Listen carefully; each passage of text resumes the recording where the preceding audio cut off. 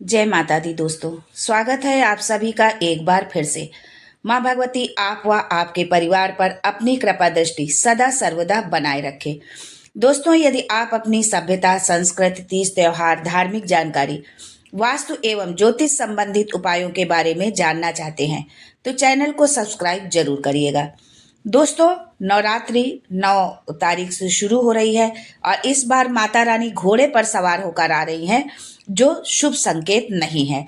जब माता रानी घोड़े पर सवार होकर आती हैं तो इसे छत्रभंगे सुरंगम कहा जाता है।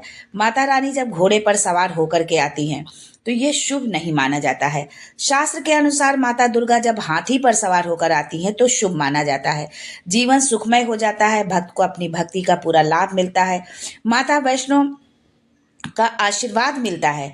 दोस्तों, इस बार नवरात्रि पूरे 9 दिन की है। चैत्र नवरात्र का पहला व्रत 9 अप्रैल को रखा जाएगा और अंतिम व्रत 18 अप्रैल को रखा जाएगा। 17 अप्रैल को कन्या पूजन किया जाएगा। तो चलिए अब जानते हैं कि नवरात्रि में कौन कौन सी सब्जी खानी चाहिए और कौन कौन सी सब्जी नहीं खानी चाहिए, और कौन सी सब्जी खाने से व्रत टूट जाता है। नवरात्रि पर कौन सा फल खाएं और कौन सा फल शुभ फलदायी है। लेकिन ये सब जानने से पहले आपसे रिक्वेस्ट करती हूँ कि वीडियो को लाइक करिएगा, दोस्तों को शेयर कर दीजिएगा, और अगर आपने अभी तक हमारे चैनल अक्षमा सक्सेस लाइव को सब्सक्राइब नहीं किया है तो प्लीज चैनल को सब्सक्राइब करके बेल आइकन जरूर दबाइएगा। कमेंट में जय माता दी जरूर लिखें। माता रानी आपके कमेंट से खुश होती हैं और आपको अपना भरपूर आशीर्वाद देती हैं। वैष्णो माता के लिए एक लाइक तो बनता ही है, एक लाइक जरूर करें। शास्त्रों के अनुसार बताए गए व्रत चाहे किसी भी प्रकार के क्यों न हो, उनसे जुड़े नियमों का पालन करना अति आवश्यक माना जाता है, क्योंकि जो मन के मुताबिक किया जाए वो संघर्ष नहीं कहलाता। कहा जाता है कि मनोकामना की पूर्ति के लिए कुछ संघर्ष तो करना ही पड़ता है। संघर्ष का तात्पर्य यहाँ तपस्या से है, भक्ति से है, पूजा से है, कि जब हम कुछ करते हैं तभी हमें कुछ मिलता है। हमारे ऋषि मुनि देवता दानव सभी ने अपनी मनोकामना की पूर्ति के लिए, अपनी इच्छा की पूर्ति के लिए तपस्या, व्रत और तमाम तरह के अनुष्ठान किए, क्योंकि बिना तपस्या किए, अपनी इंद्रियों पर बिना अंकुश लगाए पूजा अनुष्ठान संपन्न नहीं होता है। जब आप व्रत को पूर्ण विधि विधान और नियम से करते हैं तभी उसका फल मिलता है। आपकी सभी मनोकामनाएं माता रानी पूर्ण करती हैं। इस शरीर को त्यागने के बाद माता अपने चरणों में अपने भक्त को स्थान देती हैं। दोस्तों, चाहे मर जाना पर नवरात्र के दिनों में पानी पूरी कभी नहीं खाना। अब आप ये सोच रहे होंगे कि यहाँ पानी पूरी नवरात्रि में कैसे आ गया, तो आगे जरूर पूरा वीडियो सुनिए, पूरा वीडियो देखिए और स्किप बिल्कुल भी मत करिएगा, क्योंकि आधा अधूरा ज्ञान हमेशा खतरनाक होता है। नवरात्र के बीच में कभी भी शुक्रवार यदि पड़ जाता है, और शुक्रवार का दिन जो है माँ संतोषी का वार कहा जाता है। माँ संतोषी खट्टी चीज खाने वाले व्यक्ति से हमेशा क्रोधित रहती हैं, क्योंकि नवरात्र में माता संतोषी जागृत अवस्था में रहती हैं। सभी देवियां अपनी जागृत अवस्था में होती हैं। माता संतोषी की शक्ति नवरात्र में कई गुना बढ़ जाती है। नवरात्र में अगर शुक्रवार पड़ जाए तो इमली, नींबू जैसी खट्टी चीजें भूल कर भी ना खाएं। वैसे नवरात्र के व्रत में नींबू खा लेना चाहिए, लेकिन अगर शुक्रवार है तो बिल्कुल भी ना खाएं। पानी पूरी में लहसुन, प्याज होता है और खट्टा भी होता है, जो व्रत को भंग कर देता है। यदि आप शुक्रवार को खट्टा नहीं खाते हैं तो माँ संतोषी आपसे बहुत प्रसन्न होती हैं, आपको धन से माला माल कर देती हैं, आपके घर में अपना वास बना लेती हैं। नवरात्रों में लहसुन, प्याज और खट्टा नहीं खाना चाहिए, चाहे आपने व्रत रखा हो या न रखा हो। दोस्तों, नवरात्रि में सेब जरूर खाना चाहिए। शास्त्रों में बताया गया है कि भगवान को सेब का भोग जरूर अर्पित करें। अगर आपने व्रत रखा है तो आप सेब जरूर खाएं। केला, पपीता, अंगूर, आप मीठे फल जो है जरूर खाएं व्रत के दौरान, क्योंकि इन फलों को खाने से व्रती को शक्ति मिलती है, क्योंकि जब शरीर में शक्ति होगी तभी हम भक्ति कर सकते हैं। शास्त्रों में बताया गया है कि नवरात्रि में सीताफल जरूर खाना चाहिए। सीताफल खाने से 20 बीमारियां जो है नष्ट हो जाती हैं। माना जाता है कि नवरात्र में यदि आप सीताफल अपने घर लेकर के आते हैं तो बड़ा शुभ होता है। सीताफल खाने से नवरात्र का व्रत सफल हो जाता है, क्योंकि इसमें माता सीता का आशीर्वाद मिला हुआ होता है। माना जाता है कि भगवान श्री राम के वनवास के दौरान माता सीता ने इस फल का सेवन किया था। नवरात्र के दौरान जो सीताफल का सेवन करता है उसे दुखों का सामना नहीं करना पड़ता है, इसलिए सीताफल आपको जरूर खाना चाहिए। माता सीता प्रसन्न होती हैं और आशीर्वाद देती हैं। दोस्तों, नवरात्रों में हरी मिर्च आप खा सकते हैं, लेकिन कम मात्रा में मिर्च खाएं, क्योंकि व्रत के दौरान ज़्यादा तीखा नहीं खाना चाहिए। ज़्यादा गरिष्ठ और तीखा भोजन करने से व्रतधारी के विचार प्रभावित होते हैं। इस दौरान हम व्रत का पालन करते हैं, इसलिए हमारे विचार भी शुद्ध और सात्विक होने चाहिए।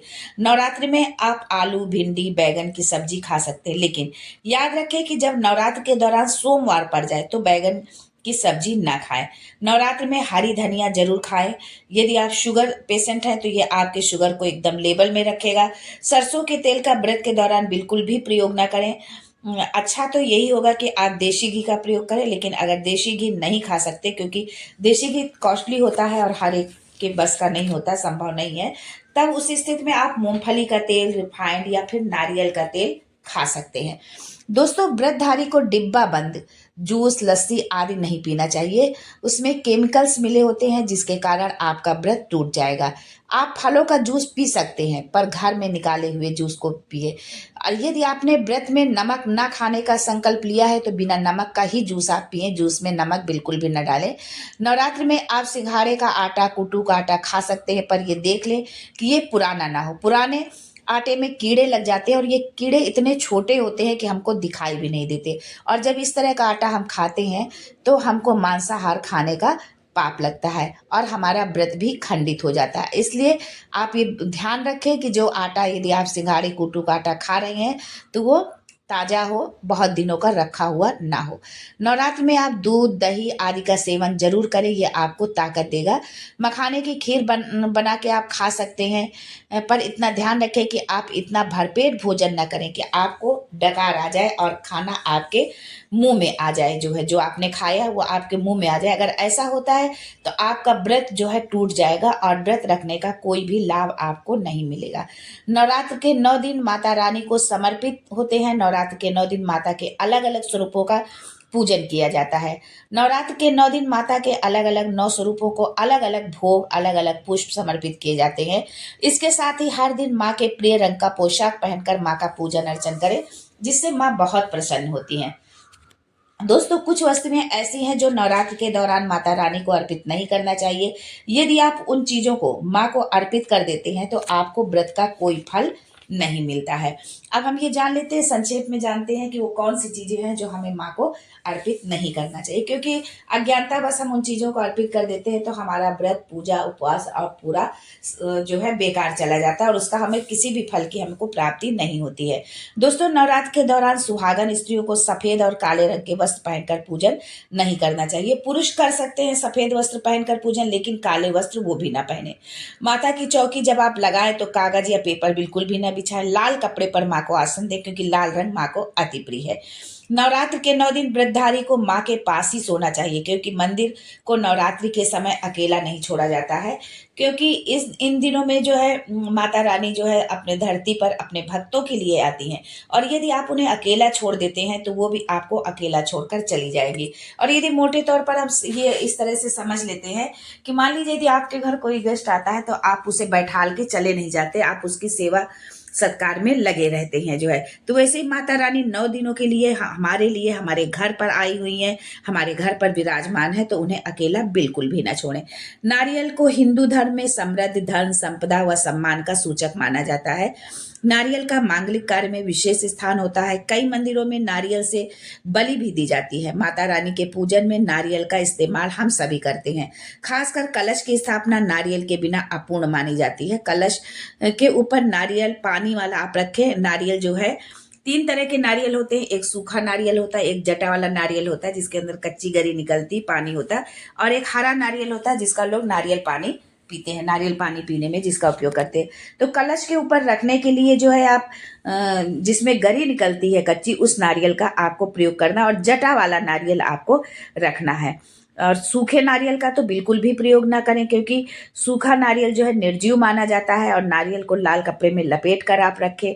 निर्जीव जो चीज़ होती है वो हम अगर किसी को चीज़ भेंट करते हैं तो निर्जीव चीज़ नहीं भेंट करते, सजीव होना चाहिए, इसलिए पानी वाला नारियल आप भेंट करें।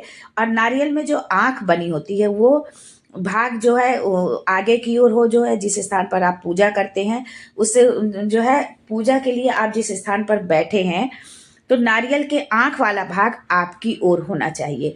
दोस्तों, महिलाएं नारियल अर्पित तो कर सकती हैं, पर उसे माता रानी के समक्ष या ऐसे भी उसे फोड़ नहीं सकती, क्योंकि नारियल बीज रूप होता है और महिलाएं बीज से ही सृष्टि को आगे बढ़ाती हैं, सृष्टि की रचनाकार होती हैं। इसलिए नारियल नारियल जो है आप भूल कर भी न तोड़ें।